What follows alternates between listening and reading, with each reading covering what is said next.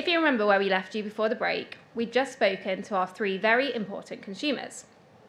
Now, I don't know about you, but it felt like there was just so much more that I wanted to know from them, so I might have just spent that break having more of a conversation with them.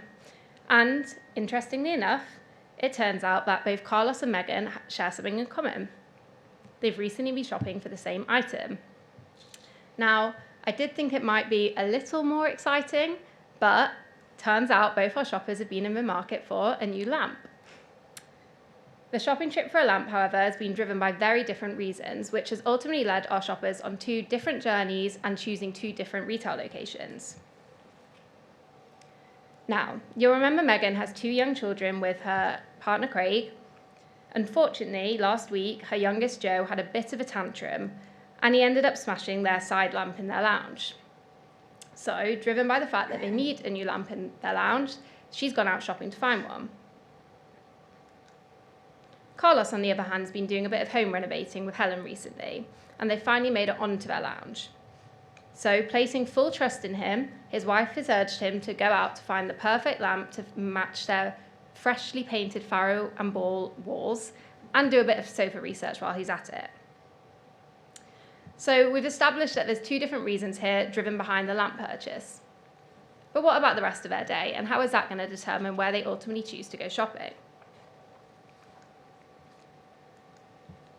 Megan has a few items on her shopping list, such as buying a new foundation. She wants to try out a few different shades, so has decided to do an in-person shopping trip so that she can try them all out. She doesn't have a car, so accessibility by public transport is important to her. Therefore, she's chosen to visit her nearest mall, Cribs Causeway, because she knows it's got the brands that she wants to browse and has good bus links. Carlos knows that Greyhound Retail Park in Chester has the range of brands that he'd also like to browse, has up to 3 hours of free parking, and best believe he will be driving his Audi there, and is only a 40-minute drive away, which for rural Cheshire is actually quite good. He can't stay out for too long though, because him and his wife Helen are hosting a dinner party this evening, and he's on the dessert duties. So place design in this instant has shaped our shoppers' behaviour and ultimately chosen where they've decided to go shopping. But as we'll increasingly come on to see, their behaviour can also shape the place. So let's leave Carlos browsing and have a look at Megan for a while. I mentioned she had a couple of things on her to-do list that day. She wanted to drop Joe and Sarah off at the grandparents for the night before hopping off on the bus to Cribs Causeway. First things first, she'd heard that Costa had finally expanded Matcha across their portfolio, so naturally she wanted to try one of those. Alongside her needs-based lamp and makeup shopping, she'd been dying to try the new speckled egg cookies from M&S, so wanted to go and pick up some of those alongside more essential grocery items. And her last thing on the agenda that day was to finally watch Wuthering Heights with her partner Craig.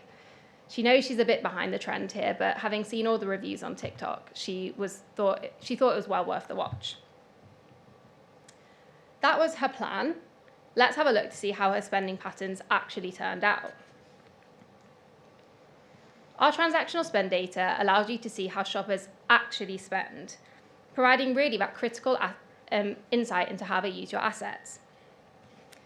Now, we can only hope and infer that she did actually drop her children off that day, but after that, looks like she did get her matcha and chose Oliver Bonas for her lamp purchase.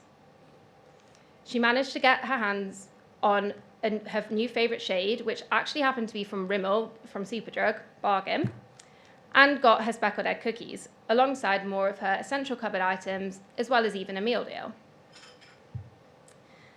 Now, she already had bought her cinema tickets online, but after this very productive shopping trip, she couldn't help but not pick up a glass of red for the film. This is all real spending data from an aspiring community shopper at Cribs Causeway on a certain day. She had a trip value here of just under £130. But I bet you're wondering if that's what we see elsewhere across other regional malls across the UK.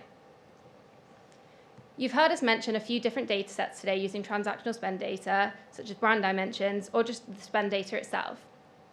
We package this up into our new tool, Shopper Dimensions, where you're able to benchmark KPIs across different assets, across your peers, across the country, to really enable you to know how you're tracking versus larger scales. So, over the last 12 months, regional malls in the UK have had an average trip value of just under £60. So Megan really did change that needs-based shopping trip into a big day out. It sounds like Megan had a good time, but what about Carlos? Again, using real consumer spend data, we can take a look at Carlos's shopping trip. So, after his 40-minute drive to Greyhound Retail Park, he saw a Starbucks and instantly fancied a coffee, even though it wasn't on his list. We can see that he did indeed make a purchase at Dunelm, but a £6 transaction doesn't quite sound like he bought a lamp. TK Maxx was next door. He may or may not have got slightly distracted and found a new shirt on sale, though please don't tell his wife. And we know that Carlos is meant to be saving himself for tonight's dinner party feast, but it looks like he might have gone into McDonald's instead. It happens to the best of us. The transactional spend data does, however, show that Carlos indeed made a return visit to Greyhound Retail Park 1 month later. He spent a fair bit more at Dunelm, so let's hope he bought that lamp. And he also popped in to Aldi too. And we can see that he had a bit more of an expensive shopping trip all round this time. Now, you might be quite shocked at what brands a commuter belt wealth shopper is spending with. But this is real consumer spend data. Whilst it's interesting to look at this data from a consumer level, both brands and landlords alike harness this data at a centre level to identify not only how brands are performing, but who is spending with those brands. This enables them to understand not only where to open, but also what type of store format would be best, and how to align the range and assortment to get the local shoppers through the door. The amount that Carlos spends each trip is broadly in line with what we see across retail parks in the UK. I don't imagine it will come as any surprise to anyone in the audience that Megan and Carlos chose the type of asset that they did in order to fulfill their shopping lists. We know that retail parks lend themselves to tenants that sell bigger furniture items, and they see more visitors arrive by car. They increasingly host leisure options, both experiential and fitness, and also see many drive-through operators trade at them too. Now, regional malls have a wide variety on offer as well, which is predominantly fashion-led and benefit from all being located under one roof. So we know that different assets lend themselves to different offerings and to different shopper experiences. However, shoppers will visit each type for a range of different reasons. And this is where shopper missions comes into the equation. At CACI, we've historically spoken about shopper missions using exit survey data, stopping and asking people when they leave an asset where and what they spent on. Now we're able to quantify them in a new light using our transactional spend data, built off real spending patterns, not any reported data. This chart shows you the average missions profiles for retail parks across the UK. For anyone familiar with our traditional missions, you might recognise some of the naming conventions here, but you'll see some newer ones too. Each mission type will have a different trip value, but they all ultimately feed into that £36 that we saw previously.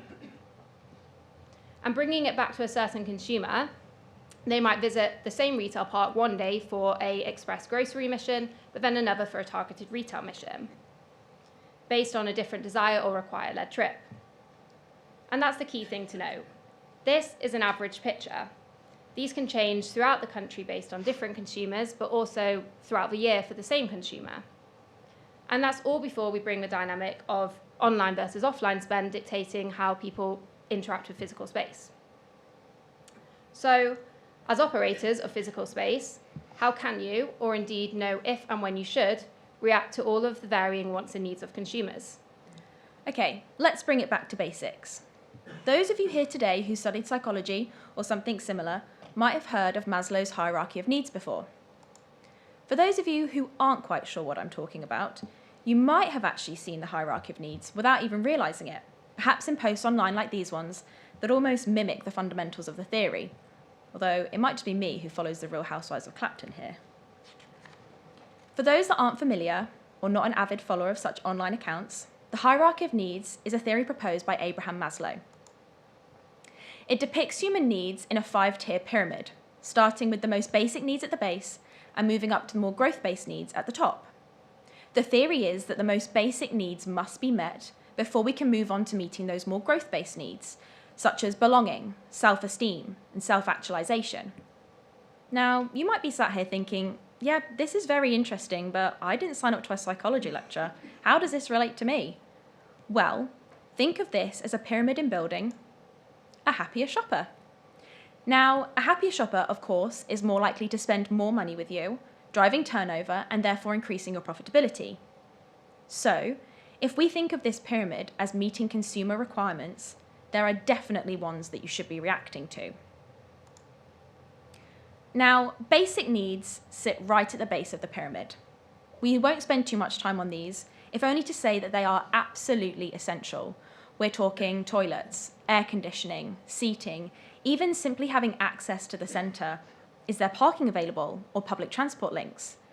If these basic needs are not met, then shoppers will simply choose to shop elsewhere. Next is safety and security. Now, news as of yesterday was saying that shoplifting levels have fallen. However, those levels do still remain very high. And crime in general is a prevalent issue across the UK, meaning that this really is relevant to you all in the room. In our latest Voice of a Nation survey, we asked consumers their thoughts on their personal safety when visiting retail destinations, and over half expressed a level of concern. 94% of consumers as well expect to see a level of provision of security, with most of that sitting within the moderate provision. What this means is that shoppers will be actively thinking about their safety and security when visiting you. And if they're not happy with that level of provision, they'll simply choose to visit elsewhere again, equating to a loss of potential turnover for you. This, therefore, is definitely another need that should be addressed. Moving up the hierarchy, we get to what Maslow calls love and belonging, but we will call social needs. So we mentioned earlier about the need for consumers to feel a part of the conversation, to be on trend with what everyone else is talking about.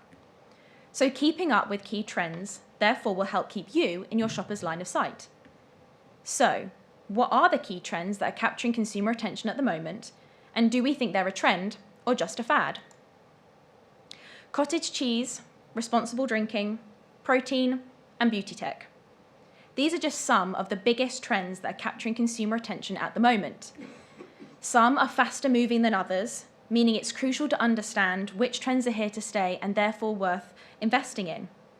Now, I appreciate that I am merely a sample of one here, but I would be very quick to shut down the cottage cheese trend if I'm honest. You can make that a sample of 2.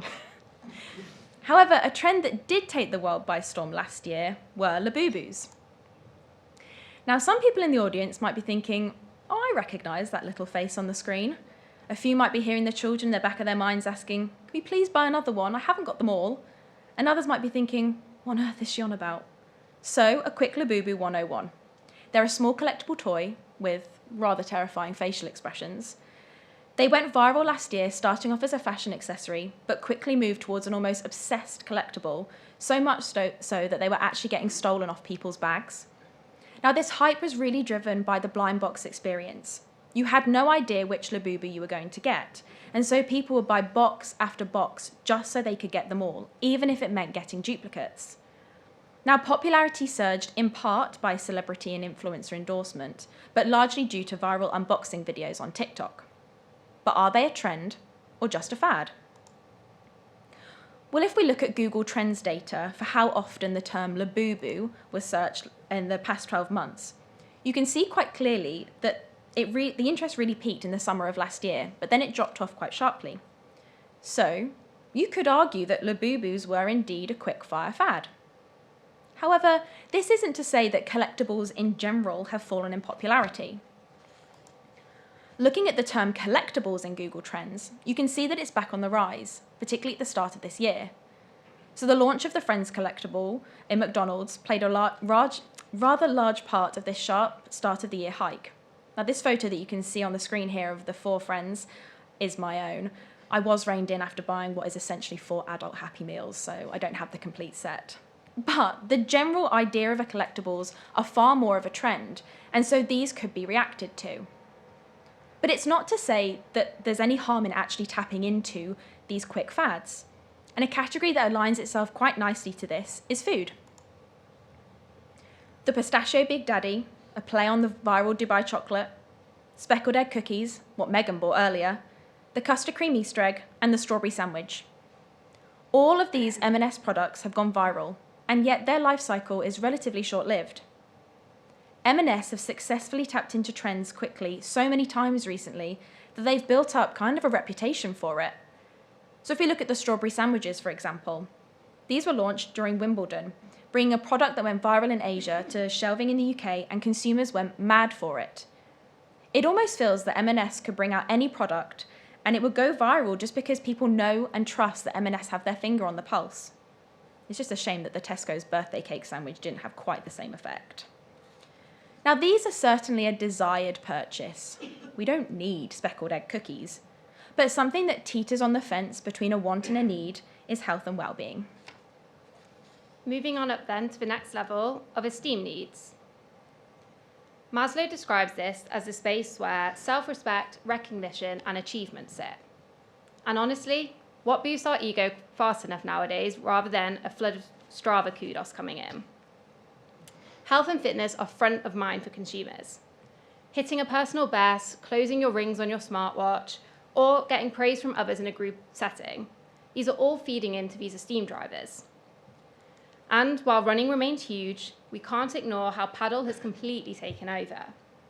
It blends competition, fitness, and social interaction all in one, perfectly straddling both the social and the esteem needs of the pyramid. People on my Strava, including my dad, are now even uploading their paddle sessions to it, which really helps to show what their pursuit of recognition is. Consumers are actively seeking ways to work out with their friends, not just near them. Bringing social interaction into our daily routines has become this priority spend area for us, and it's becoming more pronounced. Take Third Space, for example. Known as a premium gym operator, it's already seen its average spend increase by 17% in the last year, evidenced by our brand dimensions data. It's even now considering raising its membership prices further due to sustained demand at current levels, really highlighting that consumers are willing to pay the more premium price to meet their fitness needs. But increasingly, this focus on health and wellness is being expressed through what we eat. Demand for healthy food continues to rise. Salad bars have been popping up left, right, and centre. Toast is expanding nationally, and recent openings in London, such as Pick Your Own and Honest Greens, are opening up in worker-dominated locations. Clear signs that the salad market does continue to grow. The Google searches for salads has stayed consistently high in the past 12 months too, really showcasing that it is a trend that's here to stay. Particularly in London, assets are reacting quickly to it, but what else is driving it? Workers are returning to the office. They're now averaging 2.9 days per average working week, compared to 2.4 days seen last year. And with more days in the office, naturally that means more lunch is being bought out. Our Voice of a Nation's survey data shows that 2 in 5 workers buy lunch out a couple of times a week when they're office-based. In London, a quarter buy lunch out every day when they're in the office. So we know that people are not only listening to health and wellness trends and seeking out healthier lunch options, but also that they're heading into the office more often and looking to buy lunch out when they do. We anticipate that salad bars will continue to expand across the UK and outside of worker-dominated locations too, albeit it might take a bit of time. However, we don't live in a perfect world. Quite frankly, we don't always want a salad. Sometimes we want a treat. And if that treat can still deliver on providing some nutritional benefit, we're all for it. Enter the fried chicken debate. If you're going to be spending £15 on an indulgent lunch out, you may as well pop to Wingstop to hit your macro goals for the day, rather than spend on a pizza, for example. Menus are increasingly putting the protein content of their food in front of consumers because they know that that's what they're looking for. And staying with treats, we're seeing consumers change the way that they want to treat themselves. If they're going to spend if they've got £100 to spend, they'd rather spend it on a food experience rather than a luxury material item like a Gucci purse, for example. And those luxury retailers are starting to feel the hit of those wanting to splurge on experience. Restaurants that offer exclusive items on their menu, like Big Mama's Cheese Wheel or Harry's Toadstool Dessert, or even simply places that are just viral, like Spud Bros, Harrods Food Hall, Sandwich, or Humble Crumble, for example. All of these places are benefiting from constant footfall throughout their doors. And 9 times out of 10 is posted online, automatically feeding into that recognition and esteem drivers. I'm sure any restaurant worker would validate the popularity of the phone eats first phenomenon. Driven by influencers, people want to go to these places where they feel like they're in an exclusive environment. And if they can post it online or talk about it in the office, it makes us feel like we're part of a community or part of a conversation. I'm sure there's already been several conversations today about the popular Guinness at the Devonshire around the corner, no doubt because it was St. Patrick's Day yesterday as well. We all want to be part of these viral trends, and me included. So yes, that does mean I have had the Guinness from the Devonshire before, and it's definitely worth it if anyone's wondering. So we've made it to the top of the pyramid, self-actualization. Consumers now expect more from their shopping experiences. With an increasing number of brands competing for attention, the question is no longer if consumers engage, but ultimately who will win the sale. Shoppers are increasingly looking for in-store experiences that feel personalized, interactive, and meaningful. Brands that create more engaging journeys, whether through tailored service, immersive experiences, or seamless omni-channel touchpoints, are better positioned to build loyalty and drive repeat visits. This doesn't have to be anything extravagant. Sometimes it's as simple as understanding your local customer. So Waterstones is a great example of this in practice. In each store, staff handwrite personalised book recommendations, unique to that location and informed by the people that work there. Each Waterstones also features dedicated local sections, showcasing books by local authors or guides to the surrounding area. So Martha and I actually visited 2 different Waterstones over the weekend. In the Trafford Centre, there was an entire section dedicated to Manchester, while in Horsham, the emphasis was firmly on Sussex. Now, it may sound obvious, but this level of localisation is not seen consistently across UK retailers. Yet it is precisely these small, thoughtful initiatives that help brands build meaningful connections and lasting loyalty within their local communities. And we can see the nuances in CACI's brand dimensions data. The shopper profile at the Waterstones at the Trafford Centre varies to what brands see nationally. So this highlights just how different consumers are between stores. Understanding that customer nuance is therefore crucial. So in Manchester, we can see that they get more thriving neighbourhood shoppers, the ones in purple, than average. And so book recommendations and store layouts can be tailored to reflect this. Now we need to bear in mind that Waterstones is not an independent retailer. They have over 300 stores across the UK. So bringing that level of locality to each store really showcases a big brand that's acknowledging that its shoppers will shop differently across the country. Giving each store autonomy to make decisions in order to align with the shoppers that come through their doors has a huge impact. And this will no doubt be driving its strong sales performance across the past year, higher than seen elsewhere in stationery and gifting, showcased again by CACI's brand dimensions data. Now, sometimes it's not just about aligning with your local customer, it's about actively embracing the local community. So Nike is a really strong example of this approach. Known for responding to local trends and cultural movements, Nike embeds community relevance directly into its store culture. So last year, they launched the global Own the Floor movement, which celebrated the power of street dance, and Shoreditch was selected as one of its locations. This was a deliberate and well-judged choice.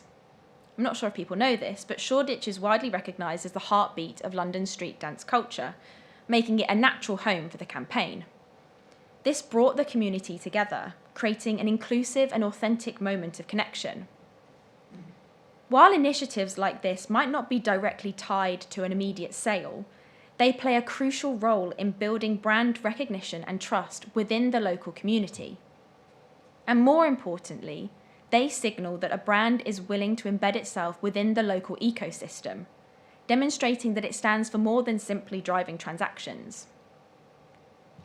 This all ties into a message that we at CACI have been saying for a long time now. That place really is a platform. All of you in the room have the influence and the ability over curating ecosystems and experiences that can satisfy both the wants and the needs of your consumers. By bringing in elements which reflect the social and cultural identity of a place, and through building the right engagement with the local community, that baseline loyalty is built. Going above and beyond to deliver immersive and distinctive experiences encourages repeat visits and longer dwell times, feeding into building that happier shopper. With consumers facing ever tighter budgets, it's exactly aspects like these that will encourage them to shop with you rather than next door or online. What we hope has become clear today is that there isn't a single consumer, and there never has been. From Japan to Nigeria, from Causeway to Chester, from Carlos to Chloe to Megan, we've seen the same truth play out again and again. Wants and needs are not fixed states. They shift constantly with age, affluence, location, context, and culture. And in a world where global shifts ripple down to local behaviour in a matter of hours, it's the destinations that are built with the consumers in mind that are the most successful.